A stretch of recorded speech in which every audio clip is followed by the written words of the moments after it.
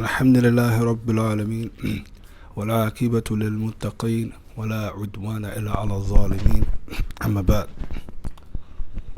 الحمد لله by Allah Jalla wa Ala, by the grace of Allah subhanahu wa ta'ala, we're able to continue with the Arabic tryouts, and this is Ayom Thalith.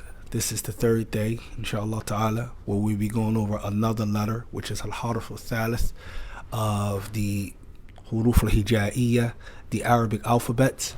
This will be the third letter that we will be covering today, inshallah ta'ala. Like we like to do, as the Prophet sallallahu alaihi wasallam will repeat things 3 times, we also would like to keep repeating most of the stuff that we went over so that it can stay with us, inshallah ta'ala. Tayyib, so that we know that the Arabic alphabets themselves, there are only 28 letters, okay? There are only 28 letters. So far we covered only 2, and today we'll start our third one. Also, we know that the letters are to be said from different parts of your body, okay? So understanding that, there are 5 main areas where we find the source or the point of articulation where each letter can be found. And we mentioned those 5 from the first 2 classes, and we will continue to do so that it can stick with us by the permission of Allah Jalla wa Ala.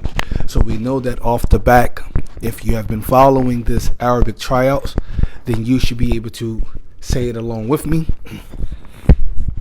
What we're going to put down. Tayyib. So we have the first one being Al-Jawf. Right? The second one being what? Al-Lisan.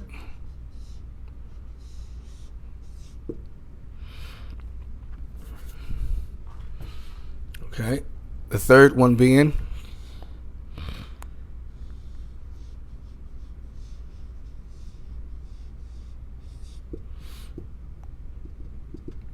Shafatain.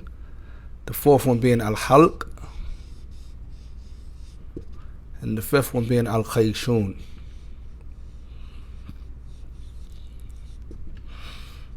Okay. So out of these 5, we find that the 17 is going to be pitted here. All right. What's the point of all of this? Why do we keep mentioning this? Because it's important that when you learn the Arabic language, you learn how to pronounce the letters correctly. Pronunciation of the letters will be found in knowing where they come from. Also, there are other things as well, but however, the main thing to learn how to pronounce is going to be knowing the source or point of articulation where each letter come from. The first letter we learned came from Al-Jawf. We said that Al-Jawf was what? The emptiness of the mouth to the end of the throat. So that letter is known as ear. Basically, is ear. So the first letter in the Arabic alphabet, we learned that it was Aleph. And we learned that Aleph is just a line. A line up and down, straight down. Just a line. That's it. That's Aleph. All right. However, people get confused because there's something else that that might get you caught up with, is when you see an Aleph, but you see a symbol like that. That is different from an Aleph. That is called a Hamza. That is not an Aleph.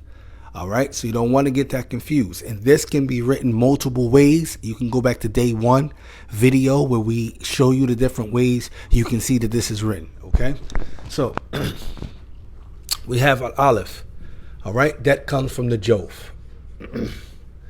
We had the next letter. The second letter we learned was Ba. That's a lip letter. That came from Ash-Shafatain. All right. The third letter we're going to learn is going to be the tongue, Al-Lisan, all right? That's Ta, and we're going to get into that, okay?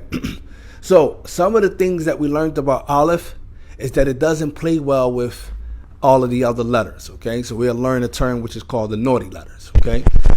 Aleph is one of those naughty letters that doesn't play well. In other words, it doesn't connect from the beginning, okay? It doesn't have a beginning form. Unlike Ba, we learned Ba plays well with the other letters. It actually connects. It has the beginning form, it has the middle form, and it also has the ending form. So it has 3 forms plus its independent form, which is the letter itself. Okay. And the thing about this is, since this is going to come from Al-Lisan, we'll leave that up there. All right.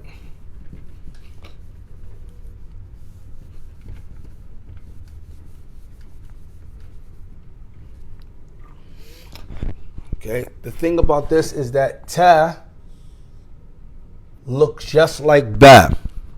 All right. We can use lines as well.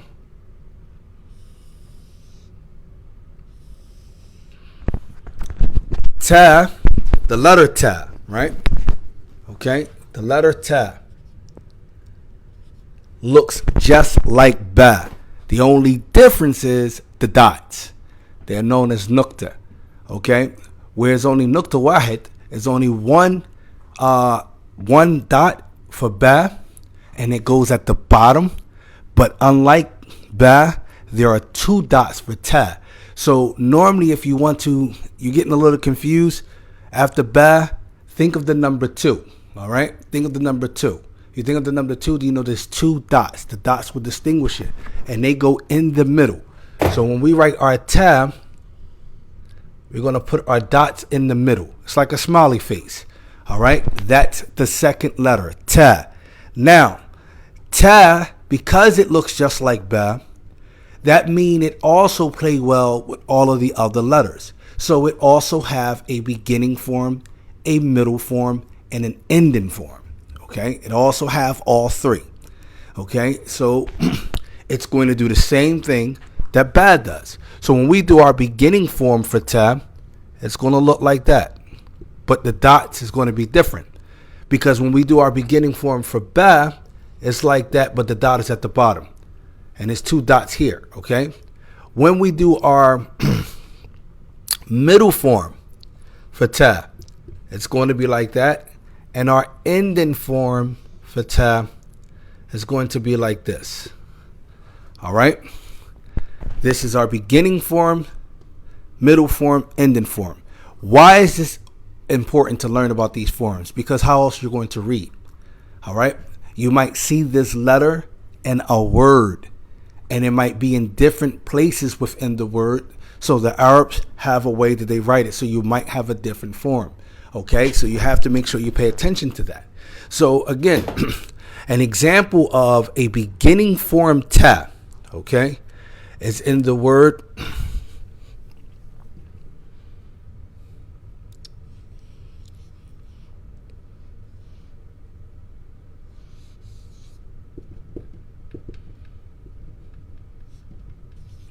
tamthilun, right? Like an example, tamthil, or it can be a likeness, okay?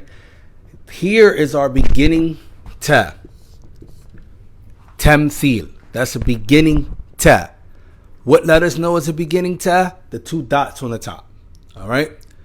We look out for those dots. Okay? So when you look into the Quran and do the homework section of this video, you're going to focus on identifying in your Mus'haf, if you have an all-Arabic Quran, or if you don't have an all-Arabic Quran and you have a noble Quran, or where you have the Arabic on the side, then look, just focus on the Arabic and see if you can search out and identify a beginning ta.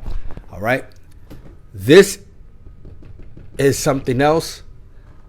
It's a middle tha, and we're not on that letter yet.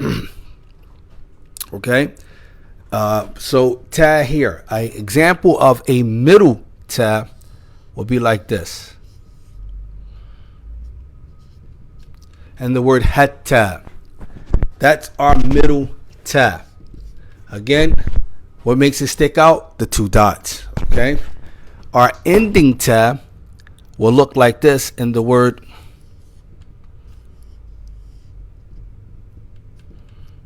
kanat. All right, in the word kanat, we see our ending ta. So we have in the first word tamthil. All right, that ta is a beginning ta. The second word hatta, that ta in the middle is a middle ta. And then we have kanat, where we see an ending ta. Okay, we see an ending ta. It looks and functions just like ba, but it's a total different letter. All right, ba comes from the lips, as we learned at Shafatain. Ta, however, comes from the tongue. And which part of the tongue? The tip of the tongue protruding under the two front teeth. Okay, ta. It's important you understand this so that you can pronounce it correctly. All right. There are other characteristics along with ta that should be there. Like you should hear some ear. Okay. Some people, they learn the Arabic, but they don't focus on how to pronounce it. They don't know the makharij, the point of articulation. And this becomes problematic because sometimes when you speak to other people who know the Arabic language, if you're not saying it correctly, they might respond to you in English. They might won't respond to you at all because they can't hear you. You don't know what you actually don't know what you're saying. And sometimes you can change meanings with Arabic a lot if you don't know the word and you twisting the word, putting a letter that isn't that letter that's supposed to be saying there, and you're saying the letter incorrectly. It can actually change the meaning of the actual word. So you want to be extremely careful when you begin to learn the Arabic language. Try your best and your utmost best to learn where it comes from so that you can pronounce the letter correctly. All right. Now, what I normally do in the exercise to make all of this stick with you is that I have you join all of them together, the letters that join, so that you can memorize them collectively, beginning, middle, ending. All right. Same thing you did with homework for the second day when you did with the ba. Okay. Beginning, middle, ending. You will do the same thing here.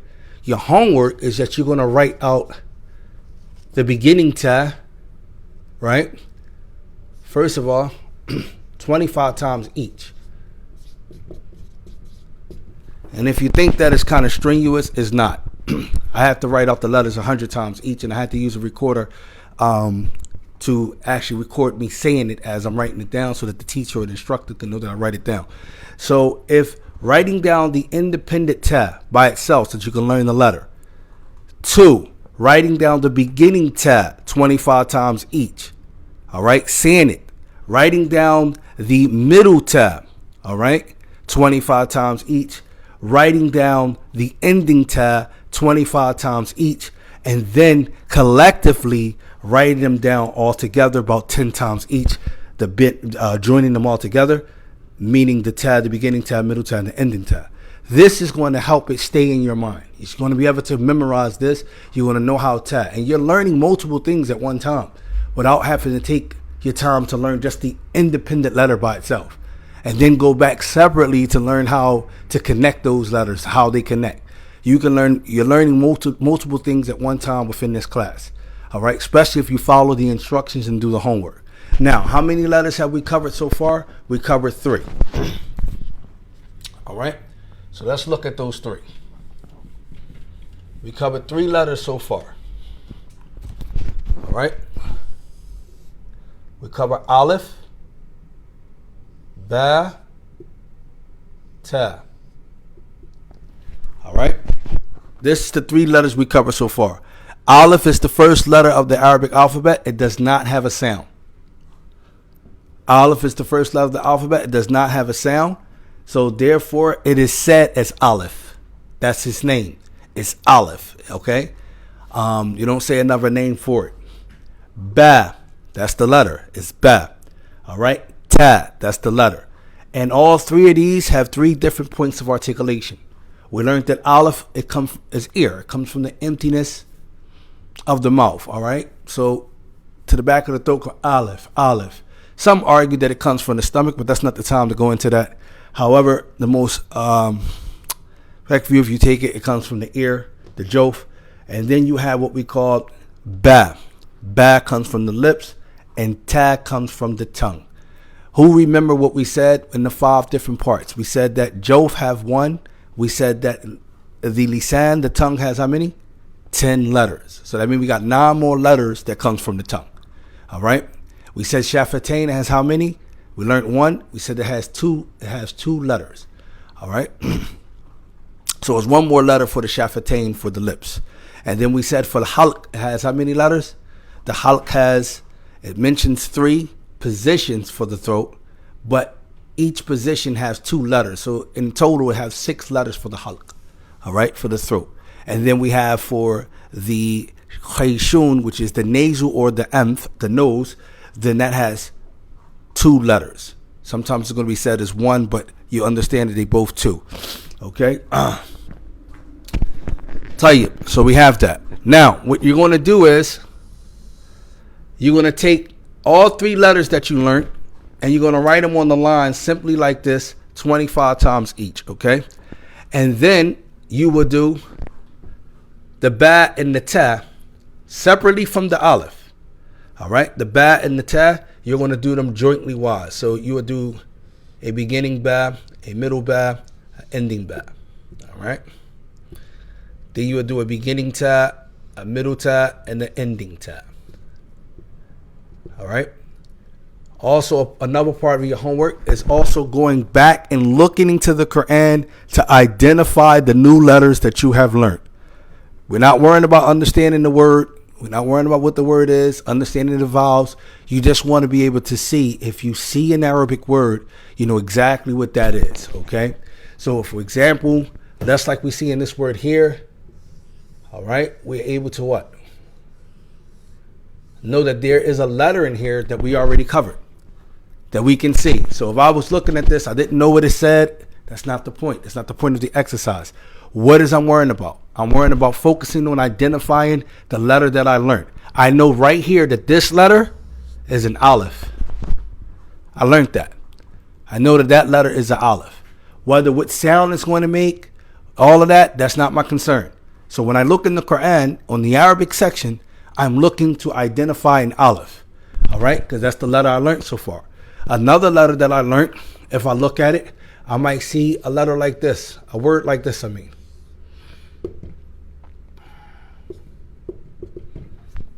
All right? I'm not concerned with the word says. I'm concerned identifying the letters that I learned. What letter did I learn? I learned the letter ba. Okay? What type of ba is this? This was a middle ba. All right? There's another ba in this word. There's 2 bas there. This is an ending ba. I know that because this is what I learned. All right? So I can automatically identify that letter. Okay? Another thing is, I might see something where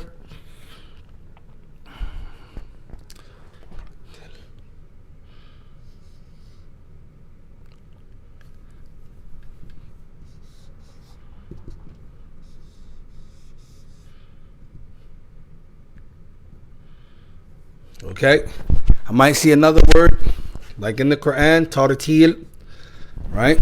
To recite in a melodious voice.